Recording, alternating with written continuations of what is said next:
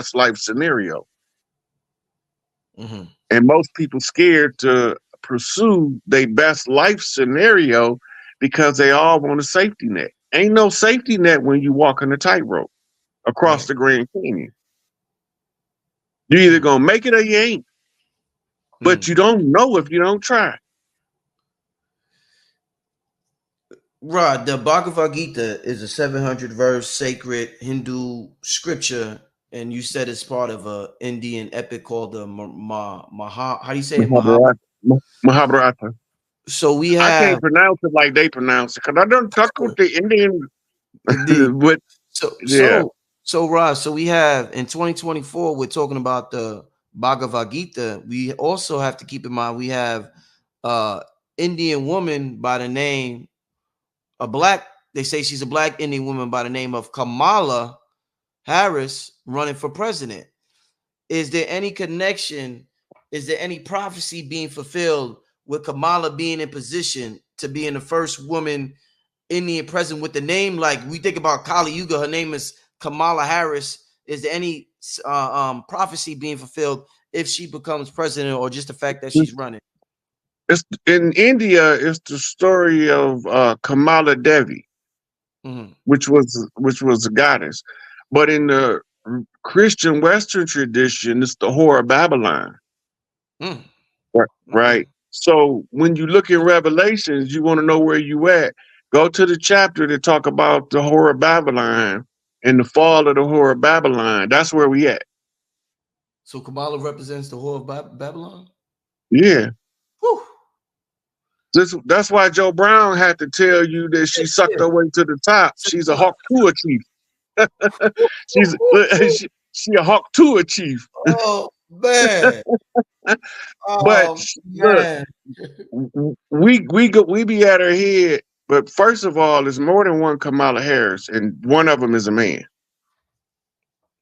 And this is the secret of the whore of Babylon. Don't start that, Rob. Please don't start that off, man. Don't say that, Rob. It's more than one Kamala Harris, and one of them is a man.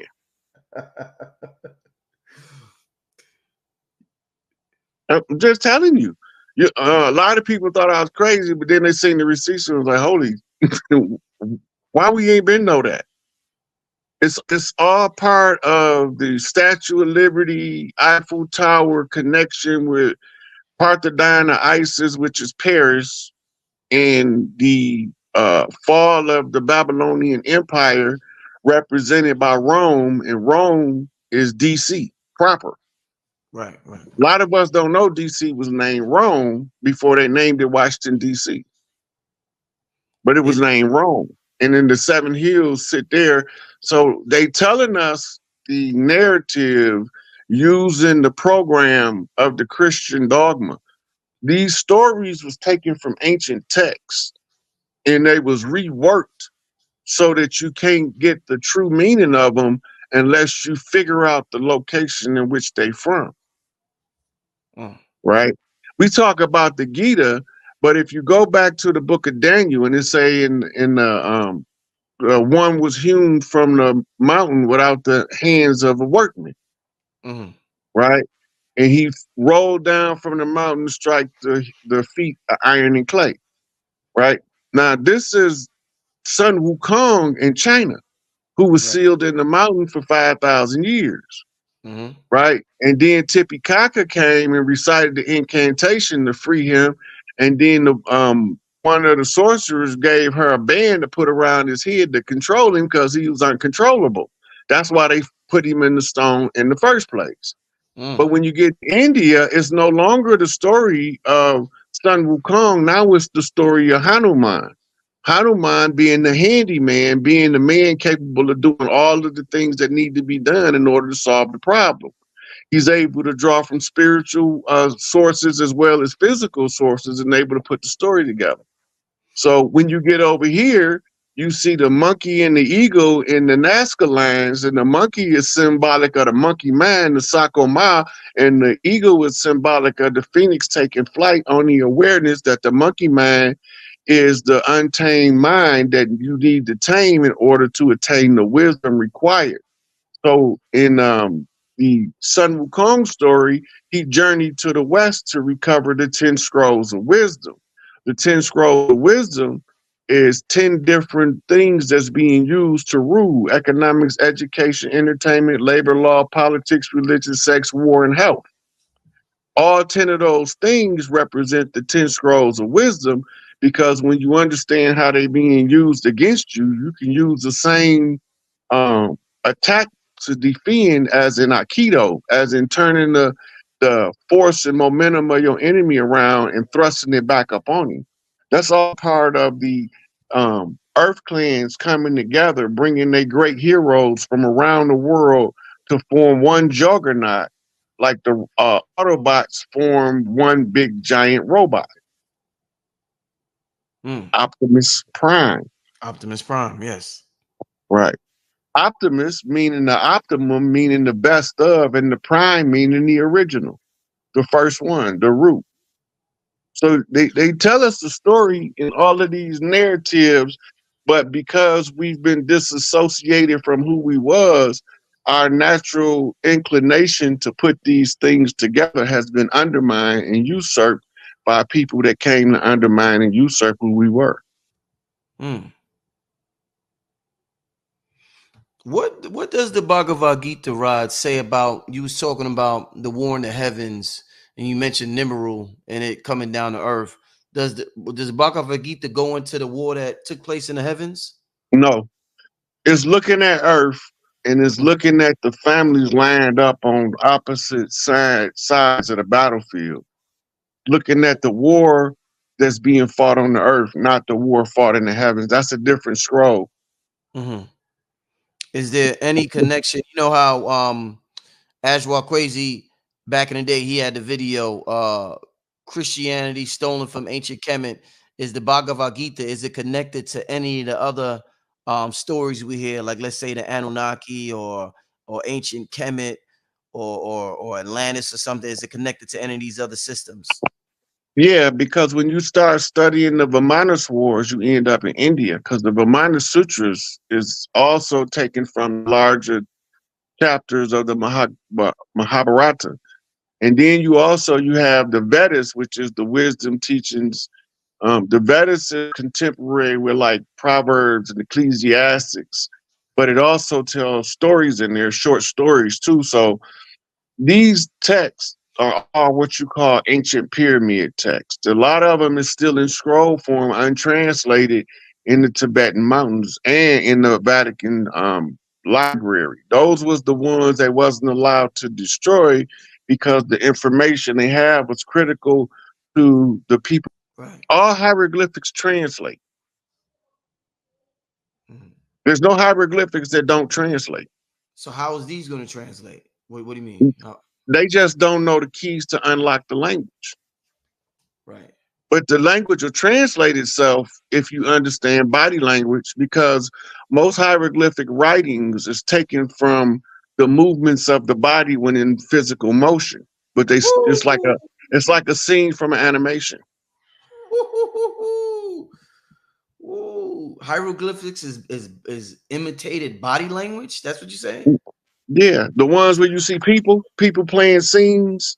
Yeah. Look, when you reach the alpha brain state and you sitting in the meditative position before the hieroglyphics, if you got the right DNA, they will come to life and play a cartoon for you.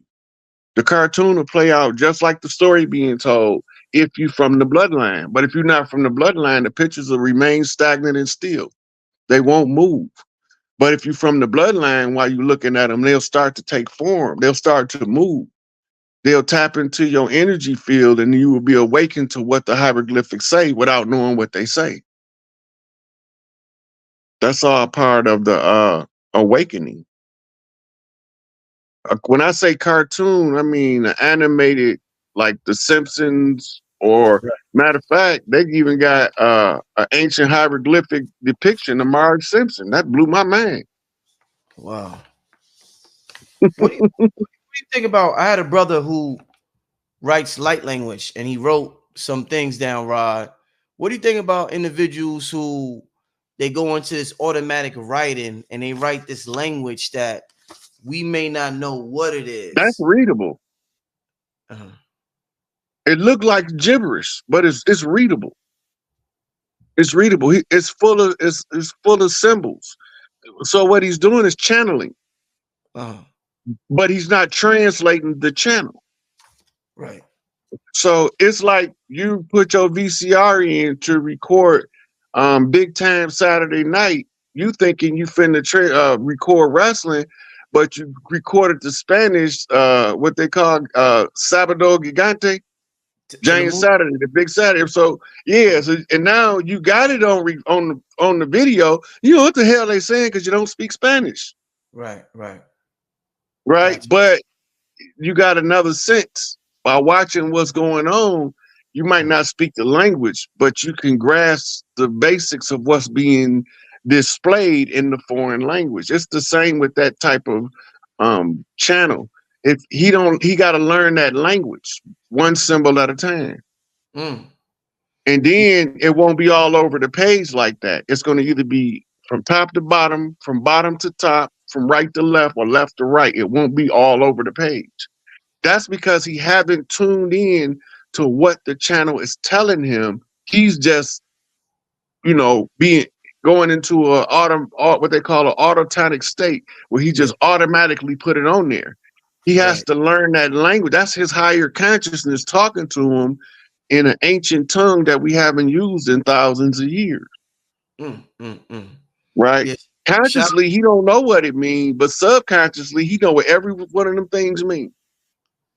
Shout out to the brother Dave. This brother, he brought this to the gathering of the masses. You know what's funny? I said this on one of my previous shows, Rod. He gave this to me and I folded it and it got wet. I had it in my bag and it got wet and it was like a snowflake formed in the middle of it. Like this is for water right here. It formed right perfectly in the middle. You know what I'm saying? So Mhm. yeah, there's definitely some power in this writing and what the brother's doing. And I'm gonna tell the brother, like you said, to really tap in one symbol at a time to figure out exactly what's going on here, man.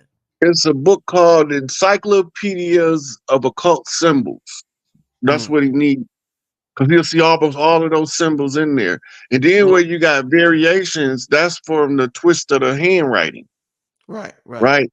So I might write cursive, and my slant in my cursive might be to the right, but you might write cursive, yours might be slanted to the left, Mhm. right? Mm. So Mhm. you got to understand the variations like that. And once you understand those variations, when you see the symbol, now you can use what's called the mirror principle, same but different, Mhm.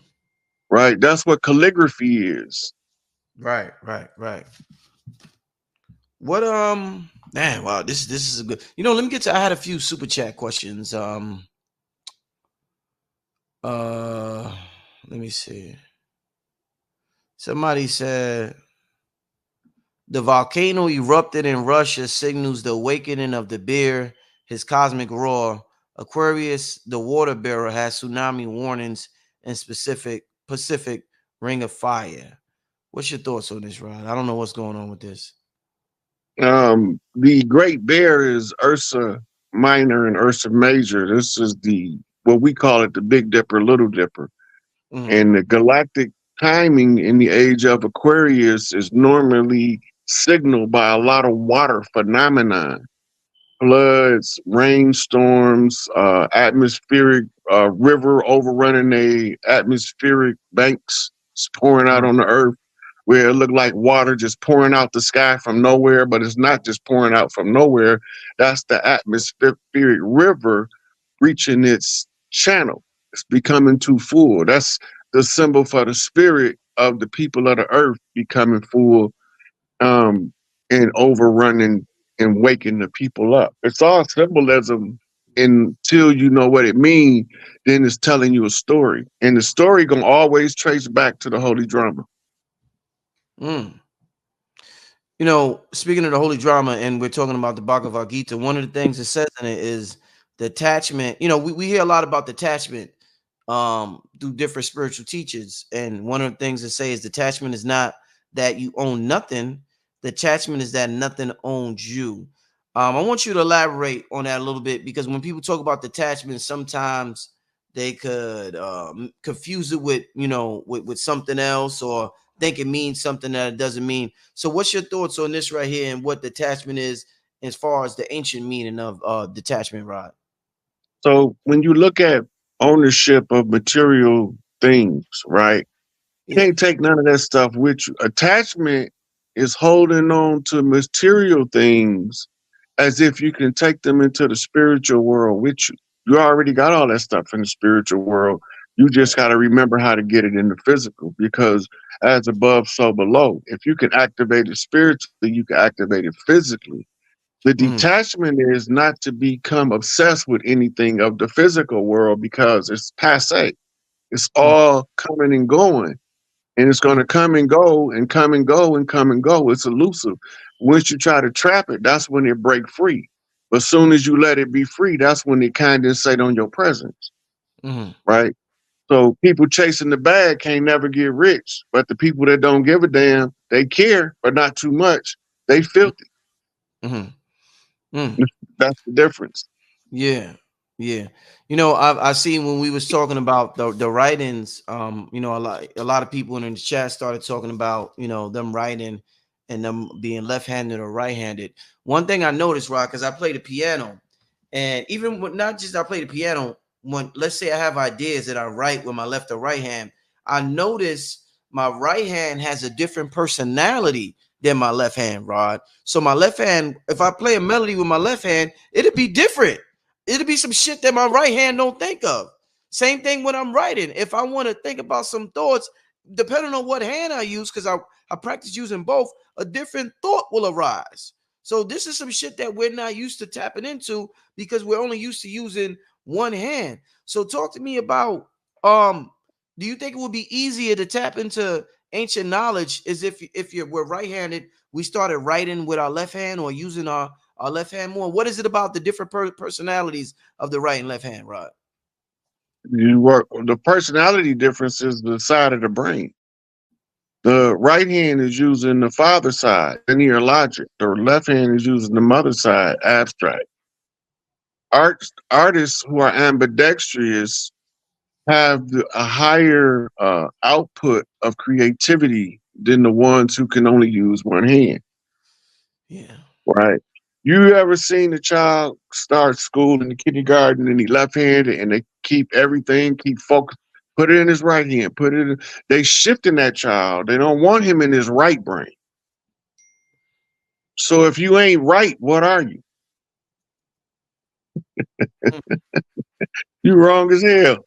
mm, that's a good one. So they do that on purpose. But some of the children is defiant to them, forcing them to write with the right hand. Why? Because the influence of the mother line is so strong it overtakes the child left brain with the right brain. So now they right brain dominant. They more abstract. They more apt to be proficient in the arts and entertainment field than they are in science and technology. Right. Yeah. Wow. So you look at your left hand. That's your feminine expression of your higher self. When you look at your right hand, that's your masculine expression of your physical self. Hmm. So it's the spiritual you and the physical you. We used to be ambidextrous, Yeah. but that was systematically attacked by the patriarchs to try to keep us from ever accepting matriarchal influence by turning off the right brain of as many masculine entities as possible, then rape them to ruin them, physically rape them to ruin them. Yeah. Now they not fit to rule no more. They did that on purpose. They know what they doing. Slimy ass. They did it on purpose. Yeah. That's You why said you always hear me call out them rogue pedophile cross dressing drag queen priests, right. Right. pedophile priest cults, Mm. right? Because they know what they doing. If I didn't think they knew what they was doing, I wouldn't be hard on them. But because I know that they know what they doing, because they wrote about it. They Mm. wrote about the dirt they did, and they celebrated it in secret, and then they condemned it in the public. Hmm. Right. That's why they got to have all that secret squirrel shit going on. While they doing a secret squirrel, they can celebrate all of the wickedness that they do um, among their peers. But they come out and tell us, we not doing no dirt. That's y'all out there. Y'all the criminals. Lock them up. We need a crime bill. We need a war on drugs. They bringing the dope over here, and the same people declaring the war on drugs. They're creating circumstances and situations. That way, you don't have to micromanage anybody. Yeah. You could create the condition, and the people will respond to the condition by nature. We've been in a perpetual state of war, but we didn't know who the enemy was, so we just fought anybody close. Yeah. So we fighting him because I wear blue, he wear red. I wear my cap to the right, he wear his to the left. Come on now. Can we find a better reason to fight each other? Like he broke in my house and tried to rape my sister, so I broke him up. You know, that's a better reason than because he got his hat turned to the left and mine turned to the right. He from a different tribe than I'm from. They turned us against each other. They deliberately sent infiltrators in these programs. They wrote about them. The FBI snitch program. They wrote about it. They got documentaries on it. And they telling you exactly how they infiltrate us in those videos.